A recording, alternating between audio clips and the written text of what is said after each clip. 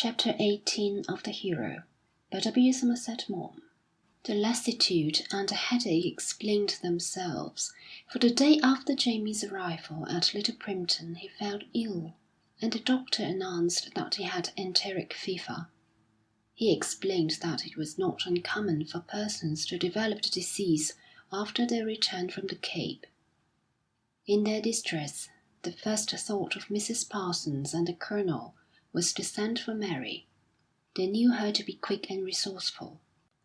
"Dr. Radley says we must have a nurse down. Jamie is never to be left alone, and I couldn't manage by myself." Mary hesitated and reddened. "Oh, I wish Jamie would let me nurse him. You and I could do everything much better than a strange woman. Do you think he'd mind?" Mrs. Parsons looked at her doubtfully. "It's very kind of you, Mary. I'm afraid he's not treated you so as to deserve that, and it would exhaust you dreadfully." "I'm very strong. I should like it so much. Won't you ask Jamie? He can only refuse." "Very well." Mrs. Parsons went up to her son, by whom sat the Colonel, looking at him wistfully. James lay on his back, breathing quickly, dull, listless, and apathetic. Every now and then his dark, dry lips contracted as the unceasing pain of his head became suddenly almost insufferable. "Jamie, dear," said Mrs. Parsons, "Dr. Radley says you must have a second nurse, and we thought of getting one from Tunbridge Wells.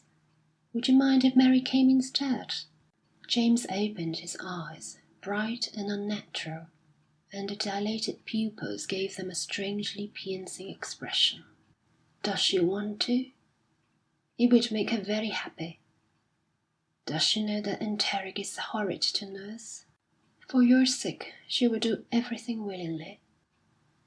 "Then let her." He smiled faintly. "It's an ill wind that blows nobody good. That's what the curate said." He had sufficient strength to smile to Mary when she came up, and to stretch out his hand. "It's very good of you, Mary." "Nonsense!" she said, cheerily. "You mustn't talk, and you must do whatever I tell you, and let yourself be treated like a little boy." For days James remained in the same condition, with aching head, his face livid in its pallor, except for the bright, the terrifying flush of the cheeks, and the lips were dark with the sickly darkness of death. He lay on his back continually, apathetic and listless, his eyes closed. Now and again he opened them, and the vacant brilliancy was almost unearthly. He seemed to see horrible things, impossible to prevent, staring in front of him with the ghastly intensity of the blind. Meanwhile, Mrs. Parsons and Mary nursed him devotedly. Mary was quite splendid. In her loving quickness she forestalled all Jamie's wants, so that they were satisfied almost before he had realised them. She was always bright and good-tempered and fresh. She performed with constant cheerfulness the little revolting services which the disease necessitates. Nothing was too difficult, or too harassing, or too unpleasant for her to do. She sacrificed herself with delight, taking upon her shoulders the major parts of the work, and leaving James only when Mrs. Parsons forced her to rest. She sat up night after night uncomplainingly, having sent for her clothes, and notwithstanding Mrs. Clibborn's protests, taken up her abode altogether at Primpton House. Mrs. Clibborn said it was a most improper proceeding, that a trained nurse would be more capable, and the Parsons could well afford it, and also that it was indelicate for Mary to force herself upon James when he was too ill to defend himself. "I don't know what we should do without you, Mary," said Colonel Parsons, with tears in his eyes. "If we save him, it will be your doing." "Of course we shall save him. All I ask you is to say nothing of what I've done. It's been a pleasure to me to serve him, and I don't deserve and I don't want gratitude." But it became more than doubtful whether it would be possible to save James, weakened by his wound and by the privations of the campaign. The disease grew worse. He was constantly delirious, and his prostration extreme. His cheeks sank in, and he seemed to have lost all power of holding himself together. He lay low down in the bed, as if he had given up trying to save himself. His face became dusky, so that it was terrifying to look upon. The doctor could no longer conceal his anxiety, and at last Mrs. Parsons, alone with him, insisted upon knowing the truth. "Is there any chance?" she asked, tremulously. "I would much rather know the worst." "I'm afraid very, very little." Mrs. Parsons shook hands silently with Dr. Radley and returned to the sick room, where Mary and the Colonel were sitting at the bedside. "Well?" Mrs. Parsons bent her head, and the silent tears rolled down her cheeks. The others understood only too well. "The Lord's will be done," whispered the father. "Blessed be the name of the Lord." They looked at James with aching hearts. All their bitterness had long gone, and they loved him again with the old devotion of past time. "Do you think I was hard on him, dear?" said the Colonel.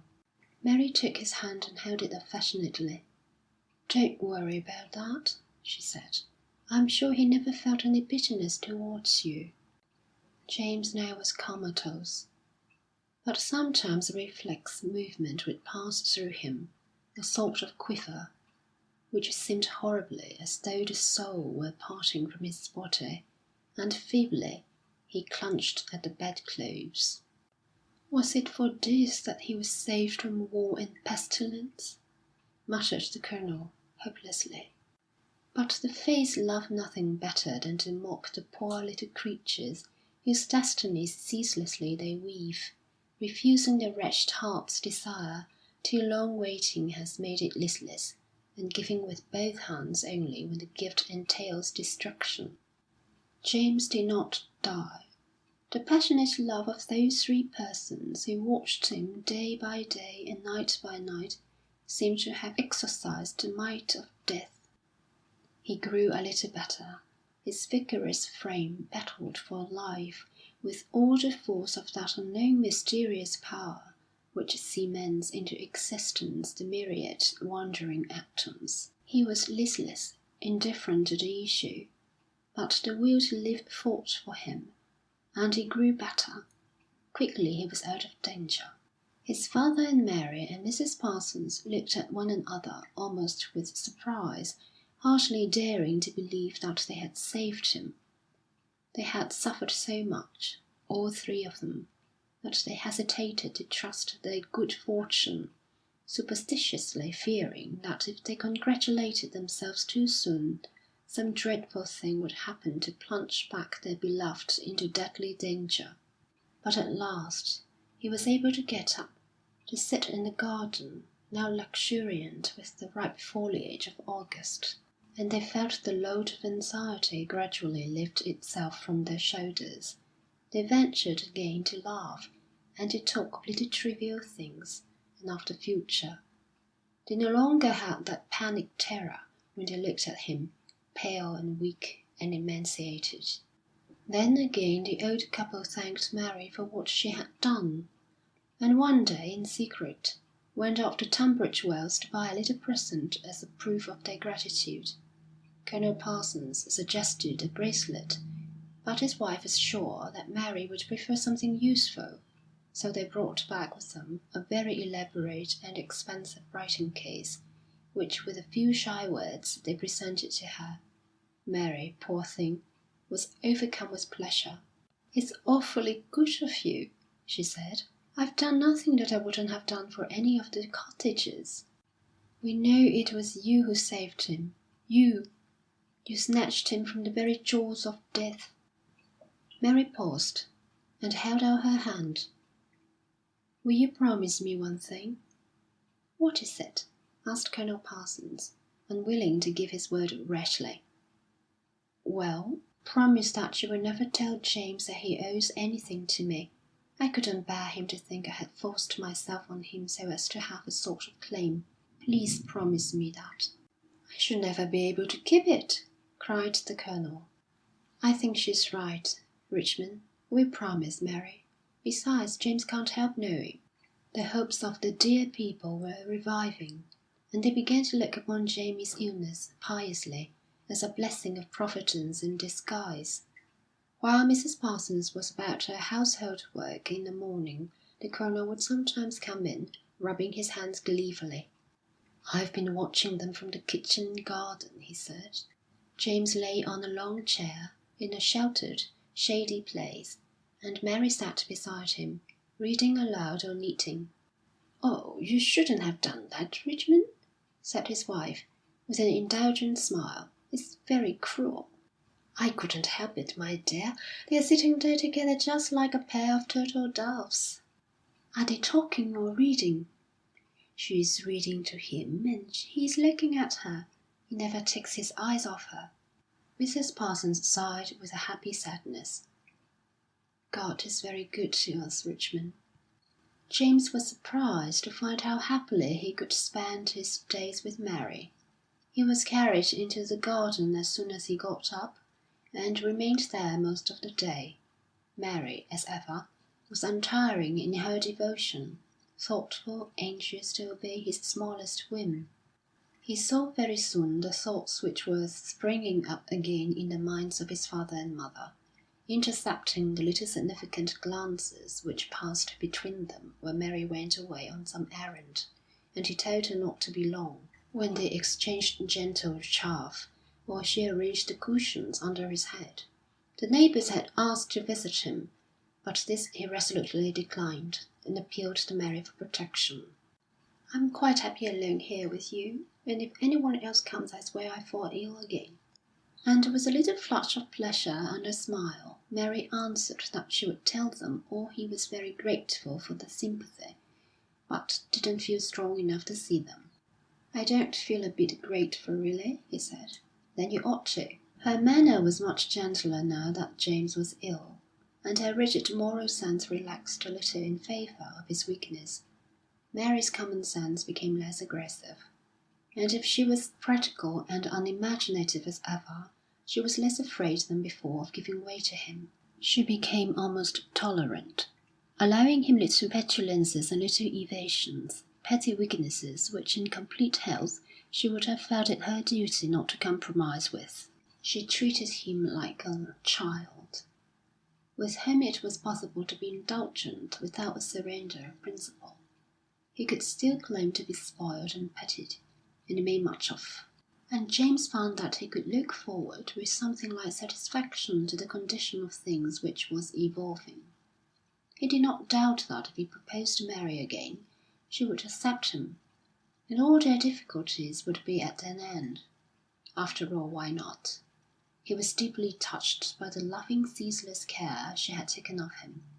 Indeed, no words from his father were needed to make him realise what she had gone through.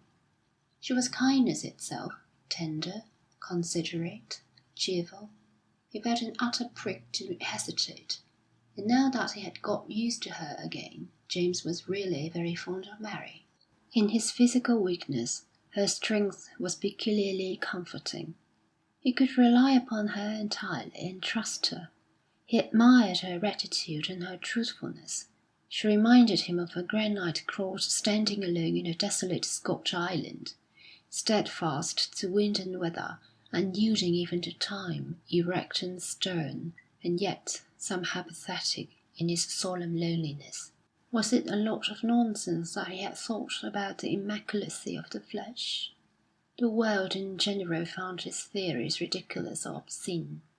The world might be right. After all, the majority is not necessarily wrong. Jamie's illness interfered like a blank space between his present self and the old one, with its strenuous ideals of a purity of body which vulgar persons knew nothing of. Weak and ill, dependent upon the strength of others, his former opinions seemed singularly uncertain. How much more easy and comfortable was it to fall back upon the ideas of all and sundry. One cannot help being a little conscience-stricken sometimes when one thinks differently from others. That is why society holds together, Conscience is its most efficient policeman. But when one shares common opinions, the whole authority of civilization backs one up, and the reward is an ineffable self-complacency. It is the easiest thing possible to wallow in the prejudices of all the world, and the most eminently satisfactory. For 1900 years we have learnt that the body is shameful, a pitfall and a snare to the soul. It is to be hoped we have won, for our bodies, since we began worrying about our souls, leave much to be desired. The common idea is that the flesh is beastly, the spirit divine, and it sounds reasonable enough. If it means little, one need not care, for the world has turned eternally to one senseless formula after another. All one can be sure about is that in the things of this world there is no absolute certainty. James, in his prostration, felt only indifference, and his old strenuousness, with his tragic despair, seemed not a little ridiculous. His eagerness to keep clean from what he thought prostitution was melodramatic and silly, his idea of purity mere foolishness. If the body was excrement, as from his youth he had been taught, what could it matter how one used it? Did anything matter when a few years would see the flesh he had thought divine corrupt and worm-eaten? James was willing now to float along the stream, sociably, with his fellows, and had no doubt that he would soon find a set of high-sounding phrases to justify his degradation. What importance could his actions have? He was an obscure unit in an ephemeral race. It was much better to cease troubling, and let things come as they would. People were obviously right when they said that Mary must be an excellent helpmate. How often had he not told himself that she would be all that a wife should, kind, helpful, trustworthy? Was it not enough? And his marriage would give such pleasure to his father and mother, such happiness to Mary. If he could make a little return for all her goodness, was he not bound to do so? He smiled with bitter scorn at his dead, lofty ideals. The workaday world was not fit for them. It was much safer and easier to conform oneself to its terrestrial standard, and the amusing part of it was that these new opinions, which seemed to him a falling away, to others meant precisely the reverse. They thought it purer and more ethereal that a man should marry because a woman would be a housekeeper of good character than because the divine instincts of nature irresistibly propelled him. James shrugged his shoulders and turned to look at Mary. He was coming towards him with letters in her hand. 3 letters for you, Jamie. Whom are they from? Look.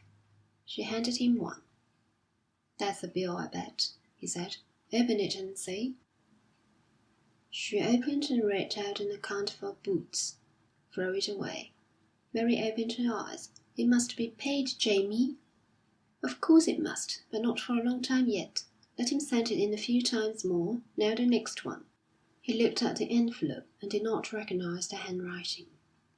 You can open that too. It was from the Larchers, repeating their invitation to go and see them. I wonder if they are still worrying about the death of their boy. Oh well, it's 6 months ago, isn't it? Replied Mary.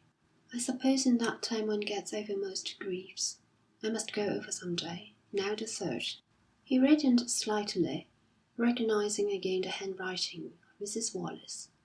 But this time it affected him very little. He was too weak to care, and he felt almost indifferent. Shall I open it? Said Mary. James hesitated. No, he said. Tear it up. And then in reply to her astonishment, he added, smiling, It's all right, I'm not off my head. Tear it up, and don't ask questions. There's a dear. Of course I'll tear it up if you want me to, said Mary, looking rather perplexed. Now go to the hedge and throw the pieces in the field. She did so, and sat down again. Shall I read to you? No, I'm sick of the antiquary. Why to goodness they can't talk English like rational human beings, heaven only knows. Well, we must finish it now we've begun. Do you think something dreadful will happen to us if we don't? If one begins a book, I think one should finish it. However dull it is, one is sure to get some good out of it. My dear, you're a perfect monster of conscientiousness. Well, if you don't want me to read, I shall go on with my knitting. I don't want you to knit either. I want you to talk to me. Mary looked almost charming in the subdued light of the sun as it broke through the leaves, giving a softness of expression and a richness of colour that James had never seen in her before, and the summer frock she wore made her more girlish and irresponsible than usual. "You've been very, very good to me all this time, Mary," said James suddenly. Mary flushed. "I? I can never thank you enough." "Nonsense! Your father has been telling you a lot of rubbish, and he promised he wouldn't." "No, he's said nothing." "Did you make him promise?" "That was very nice, and just like you." "I was afraid he'd say more than he ought. Do you think I haven't been able to see for myself? I owe my life to you." "You owe it to God, Jamie." He smiled and took her hand. "I'm very, very grateful." "It's been a pleasure to nurse you, Jamie. I never knew you to make such a good patient. And for all you've done, I've made you wretched and miserable. Can you ever forgive me?" "There's nothing to forgive, dear. You know I always think of you as a brother." "Ah, that's what you told the curate," cried James, laughing. Mary reddened. "How'd you know?" "He told Mrs. Jackson, and she told father." "You're not angry with me?" "I think you might have made his second cousin," said James with a smile. Mary did not answer, but tried to withdraw her hand. He held it fast. "Mary, I've treated you vilely. If you don't hate me, it's only because you're a perfect angel." Mary looked down, blushing deep red. "I can never hate you," she whispered. "Oh, Mary, can you forgive me? Can you forget? It sounds almost impertinent to ask you again." "Will you marry me, Mary?" She withdrew her hand. "It's very kind of you, Jamie. You're only asking me out of gratitude, because I've helped a little to look after you. But I want no gratitude. It was all pleasure, and I'm only too glad that you're getting well. I'm perfectly in earnest, Mary. I wouldn't ask you merely from gratitude. I know I have humiliated you dreadfully, and I have done my best to kill the love you had for me. But I really, honestly love you now, with all my heart. If you still care for me a little, I beseech you not to dismiss me." "If I still care for you?" cried Mary hoarsely. "Oh, my God!" "Mary, forgive me. I want you to marry me." She looked at him distractedly, the fire burning through her heart. He took both her hands and drew her towards him. "Mary, say yes." She sank helplessly to her knees beside him. "It would make me very happy," she murmured, with touching humility.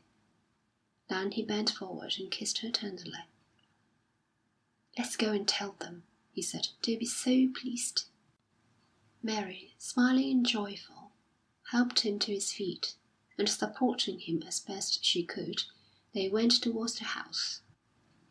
Colonel Parsons was sitting in the dining-room, twirling his old Panama in a great state of excitement. He had interrupted his wife at her accounts, and she was looking at him good-humouredly over her spectacles. "I'm sure something's happening," he said. "I went out to take Jamie his beef tea, and he was holding Mary's hand. I coughed as loud as I could, but they took no notice at all, so I thought I'd better not disturb them." "Here they come," said Mrs. Parsons. "Mother," said James, "Mary has something to tell you." "I haven't anything of the sort," cried Mary, blushing and laughing. "Jamie has something to tell you." "Well, the fact is, I've asked Mary to marry me, and she said she would." End of chapter 18.